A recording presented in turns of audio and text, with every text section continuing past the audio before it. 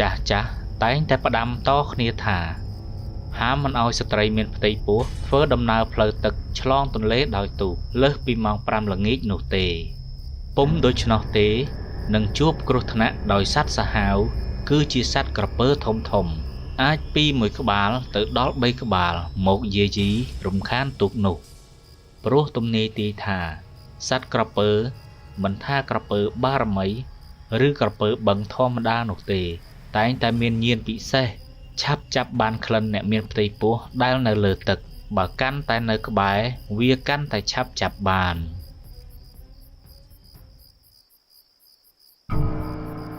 រឿងដំណាលស្ត្រីមានផ្ទៃពោះហាមជិះទូកឆ្លងទន្លេ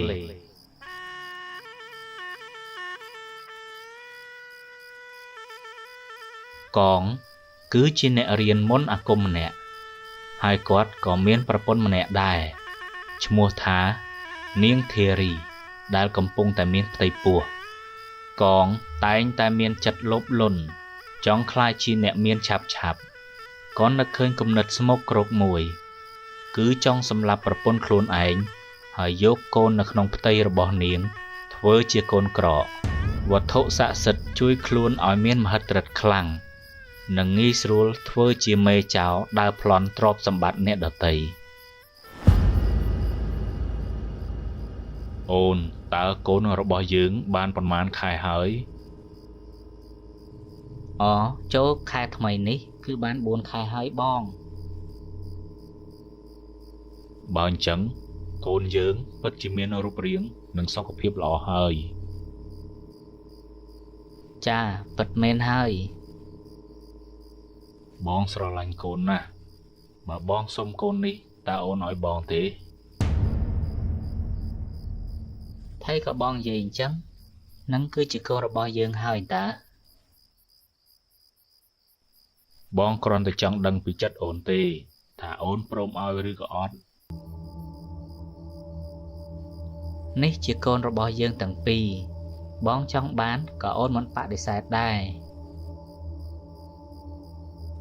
អញ្ចឹងបានន័យថាអូនព្រមឲ្យបងហើយមែនទេចា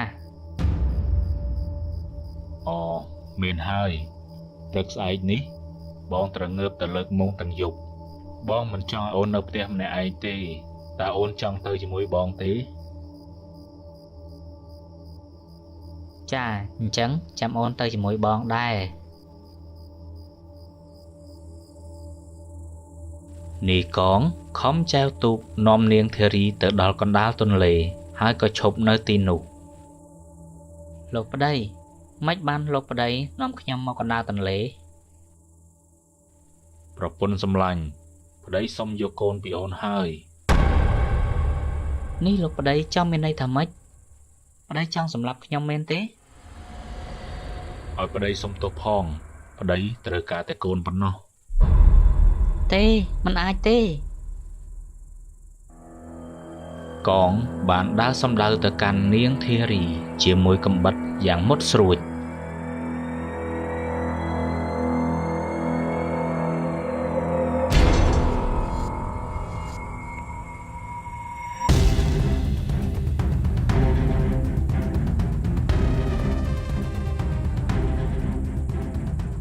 ដោយត្រៀមនឹងចាប់វះពោះរបស់នាងហើយ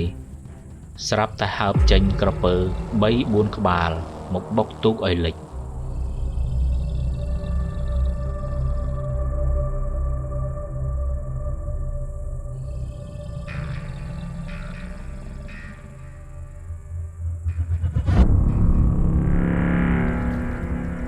ចំណែកនេះកងដោយខ្លាចត្រូវក្រពើខំស៊ីក៏ខំហែលឆ្លងទន្លេមកដល់ត្រើយហើយខឹងនឹងក្រពើដោយបំផ្លាញគម្រោងរបស់ខ្លួនបងប្អូនប្រពន្ធរបស់ខ្ញុំត្រូវក្រពើខំស៊ីបាត់ហើយខ្ញុំអាណិតប្រពន្ធរបស់ខ្ញុំខ្លាំងណាស់ចុះប្រពន្ធចៅទៅណាបានក្រពើស៊ីបាទលោកតាប្រពន្ធរបស់ខ្ញុំមានផ្ទៃពោះខ្ញុំមិនហ៊ានទុកនាងចោលនៅផ្ទះម្នាក់ឯងក៏នាំនាងទៅជិះទូកទៅលើកលបត្រីជាមួយខ្ញុំក៏ស្រាប់តែមានក្រពើធំ 3-4 ក្បាល មកខំត្របាក់ទូករបស់ខ្ញុំហើយបានឆៃប្រពន្ធរបស់ខ្ញុំបាត់ទៅតាមដំណើរពីដើមគេមិនអោយស្ត្រីមានផ្ទៃពោះជិះទូកយប់រលប់ទេព្រោះនឹងមានសត្វសាហាវមកយាយីមិនខានឡើយចៅបាទលោកតាត្រឹមត្រូវហើយខ្ញុំដូចជាមិនជឿសោះព្រោះខ្ញុំអ្នកនេសាទលើទន្លេនេះច្រើនឆ្នាំមកហើយខ្ញុំមិនដែលឃើញក្រពើបង្ហាញខ្លួនឬក៏លោកបន្លាចខ្ញុំនោះទេឬក៏លោកលិចទូកហើយជួយសង្គ្រោះប្រពន្ធលោកមិនបានទេដឹងបងប្រុសគឺពិតជាមានក្រពើមែនធំណាស់ខ្ញុំមិនកុហកបងទេអ្នកភូមិខ្លះដែលជឿក៏មានការភ័យខ្លាចប៉ុន្តែអ្នកដែលមិនជឿគឺមិនខ្លាចនោះទេលុះស្អែកឡើងគាត់ក៏បានសាកល្បងនាំប្រពន្ធជិះទូកនេសាទដែលប្រពន្ធគាត់មានផ្ទៃពោះដូចគ្នាដែរ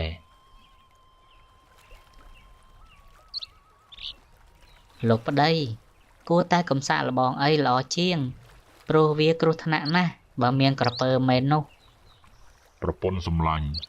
អូនកុំបារម្ភអីបងនេសាទទីនេះតាំងពីនៅក្មេងមិនដែលមានក្រពើមកពីណាទេប៉ុន្តែបើមានមែនគឺគ្រោះថ្នាក់ណាស់យើងត្រឡប់ទៅវិញទៅលោកប្តី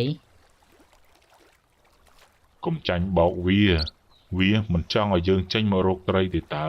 ស្រួលវារកម្នាក់ឯងបានត្រីច្រើន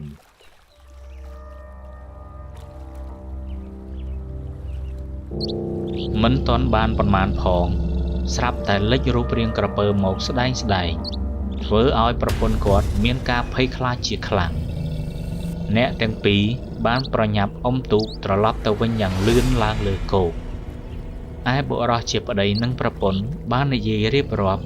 និងមានការភ័យខ្លាចពេលបានឃើញក្រពើទាំងនោះធ្វើឲ្យអ្នកភូមិលែងហ៊ានចូលទៅនេសាទនៅក្នុងទន្លេនោះដំណឹងនេះបានដឹងទៅដល់សេដ្ឋីស្របពេលដែលប្រពន្ធសេដ្ឋីក៏ទៅតែមានផ្ទៃពោះផងដែរសេដ្ឋីបានហៅហោរាទស្សន៍ទាយឃើញថាពេលទៅមុខនឹងមានគ្រោះមហន្តរាយមួយកើតឡើងនៅក្នុងស្រុកនេះប្រសិនបើរកមិនឃើញមូលហេតុដើម្បីដោះស្រាយនោះទេសេដ្ឋីស្ដាប់ឮហើយក៏គិតថា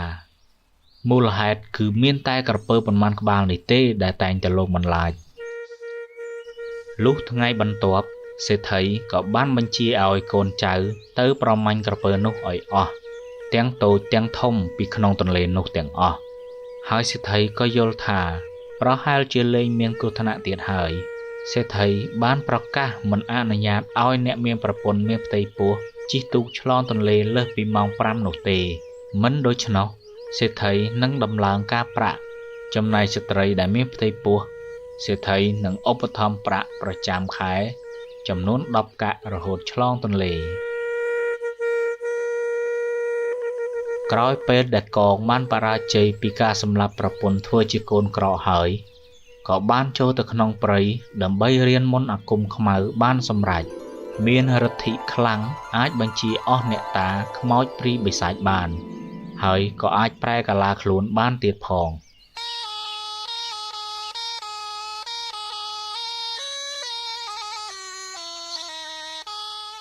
សេដ្ឋីបានធ្វើពិធីនៅមាត់ទន្លេដើម្បីស្វែងរកអ្នកខ្លាំង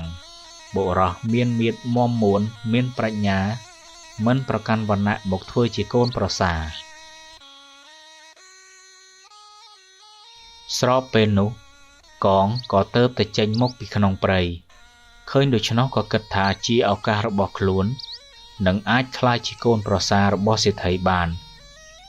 ខ្លួនក៏បានប្រែក្រឡាជាប្រុសស្អាតមានមាឌរឹងមាំទៅចូលរួមជ្រើសរើសការប្រកួតនោះដែរ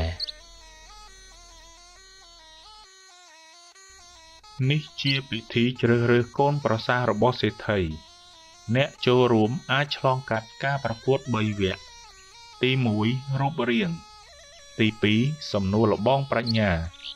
និងទី3គឺវិជ្ជាគុណ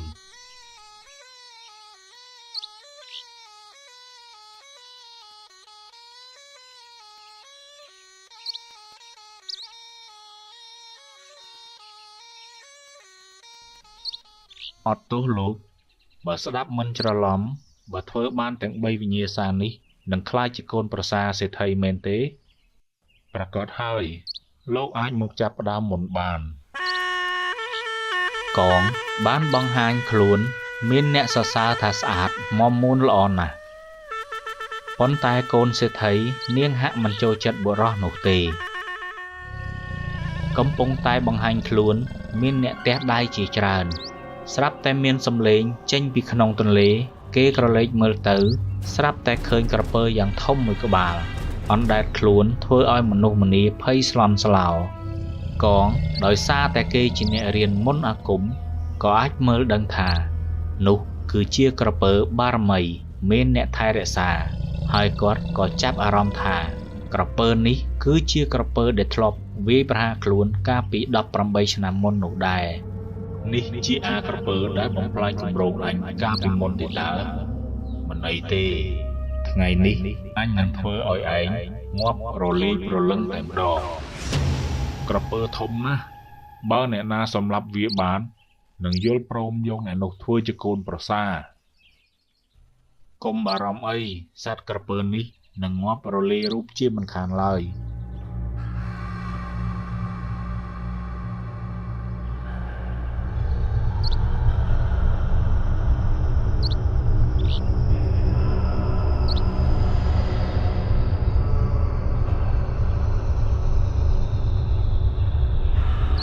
កងបានបញ្ចេញវេទមន្តប្រើដាវហោះទៅចាក់ក្បាលក្រពើនោះធ្វើឲ្យក្រពើនោះរត់ចូលទៅក្នុងទឹកបាត់អ្នកភូមិអបអរសាទរសេដ្ឋីក៏ប្រកាសថាយើងនឹងព្រមទទួលយុវជននេះធ្វើជាកូនប្រសារ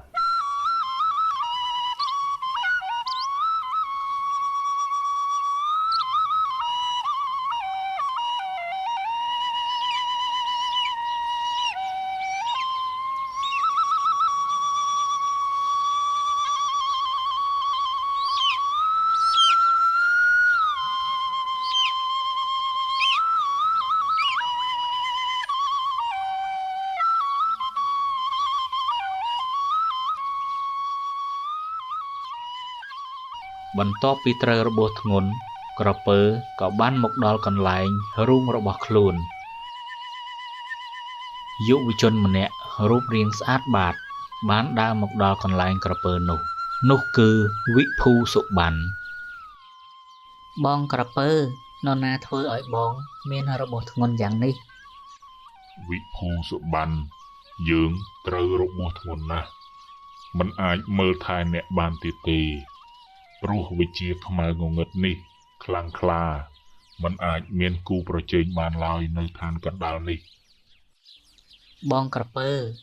តើមានអ្វីអាចសម្លាប់វិជាខ្មៅនេះបានទេមានប៉ុន្តែគឺជាបារមីអ្នកមានបុណ្យខ្លាំងទើបអាចកម្ចាត់ព្រាហ្មណ៍អាក្រក់នោះបានយើងមិនអាចមើលថែអ្នកបានទៀតទេយើងនឹងរលាយហើយវិភូសុប័ណ្ណយំអោបក្រពើនោះព្រោះក្រពើនោះគឺជាសាច់ញាតិចុងក្រោយរបស់គេហើយ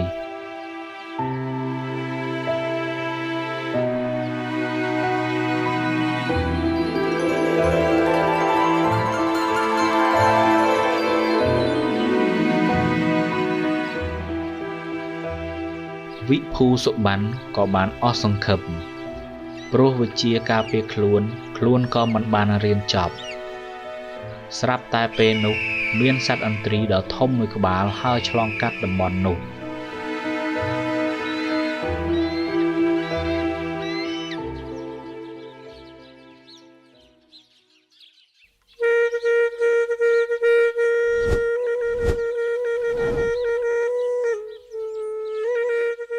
ឥន្ទ្រីនោះក៏បាននៅក្បែរវិភូសុប័ណ្ណហើយក៏បានជួយបង្រៀនវិជ្ជាគុណដល់គេទៀតផងរហូតអាចហោះហើរជ្រែកដីជ្រែកអាកាសបានខ្លាំងមិនចាញ់អាទិទេពនោះទេ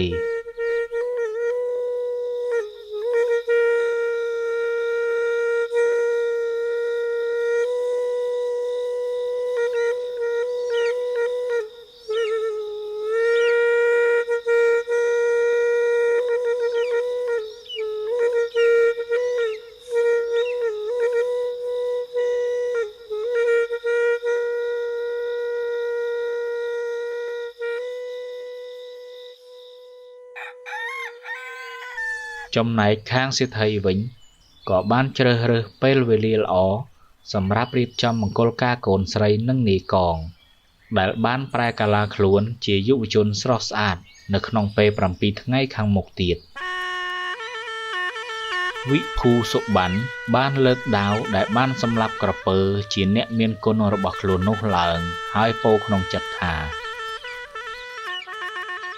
យើងនឹងយកដាវនេះទៅសម្លាប់ឯងវិញឲ្យវេទនា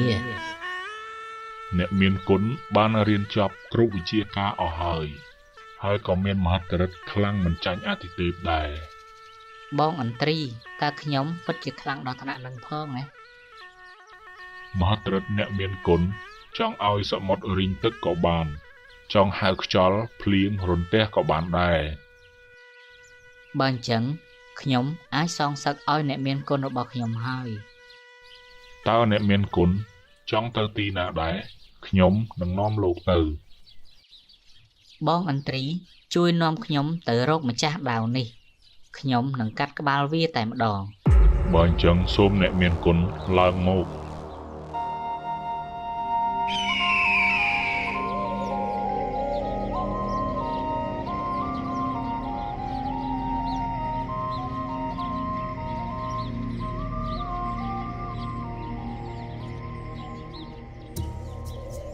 កំពុងអង្គុយសមាធិជាមួយរូបរាងអ្នកកំឡោះស្អាត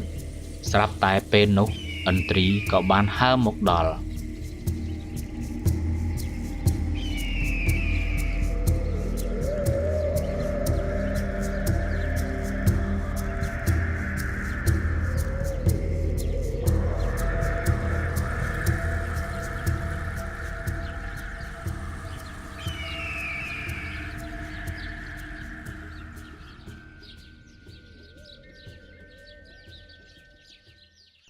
បងប្រុសតើបងធ្លាប់ស្គាល់ម្ចាស់អាវុធនេះទេព្រោះវាបានប្រាប់ទៅខ្ញុំឲ្យមកដល់ទីនេះ កងបើកភ្នែកធំធំហើយអស់សំណើចតើឯងបានអាវុធនេះមកពីណានេះគឺជាអាវុធរបស់យើងដែលធ្លាប់សម្លាប់ក្រពើកំណាចនោះ អាចោមសៀតឯងហ៊ានសម្លាប់អ្នកមានគុណអញផងថ្ងៃនេះអញនឹងកាប់ចិញ្ច្រាំឯងឲ្យម៉ត់តែម្ដង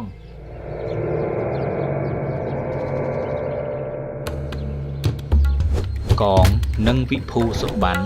បានប្រយុទ្ធគ្នាអស់រយៈពេល7យប់7ថ្ងៃនៅតែរកមិនឃើញអ្នកឈ្នះនោះទេ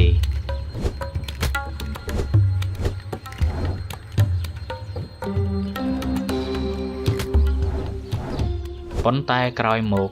លុះកងអស់កម្លាំងមុនកងក៏ត្រូវបានវិភូសុប័ណ្ណធាក់មួយជើងដួលទៅដីហើយក៏ប្រែក្រឡាខ្លួនទៅជាធាតុដើមវិញ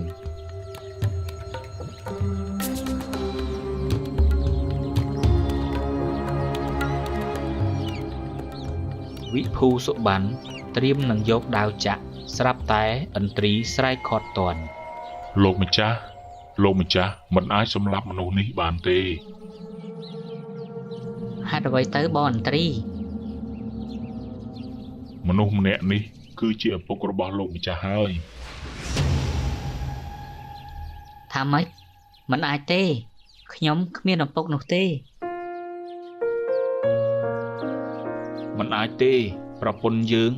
ត្រូវបានក្រពើយក្សនោះស៊ីបាត់ហើយមិនអាចរស់បានទេធីរីពេលដែលក្រពើជួយមកដល់ទីដ៏សែនឆ្ងាយពីមនុស្សរស់នៅហើយនាងក៏បានបង្កើតកូនប្រុសម្នាក់មកមិនគ្រប់អាយុបានតែ7ខែហើយនាងក៏បានស្លាប់ទៅវិភូសុប័ណ្ណគឺជាក្មេងដែលកើតមកមិនគ្រប់ខែ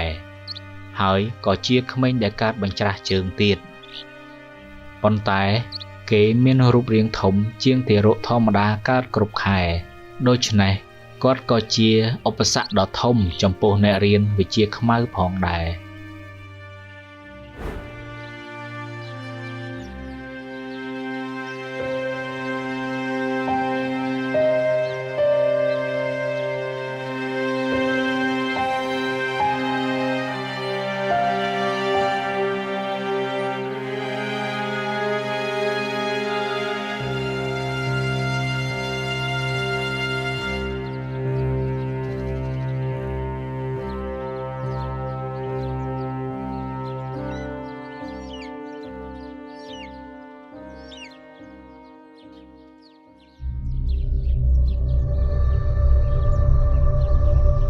ឪពុកចិត្តខ្មៅ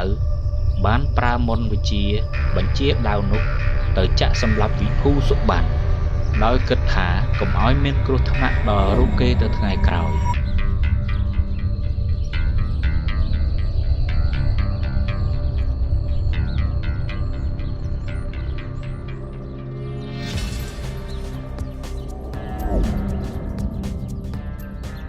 ពេលដែលដាវហោះទៅ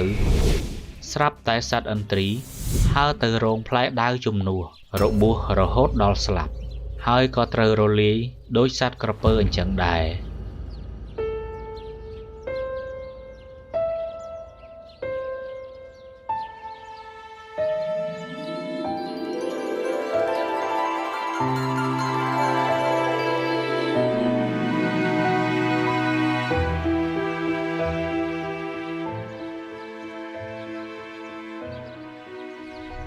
វិភូសុប័ណ្ណខឹងខ្លាំងណាស់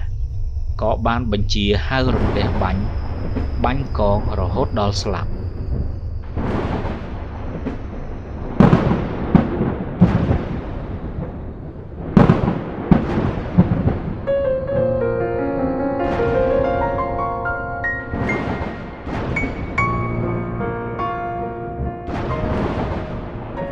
ចាប់ពីពេលនោះមក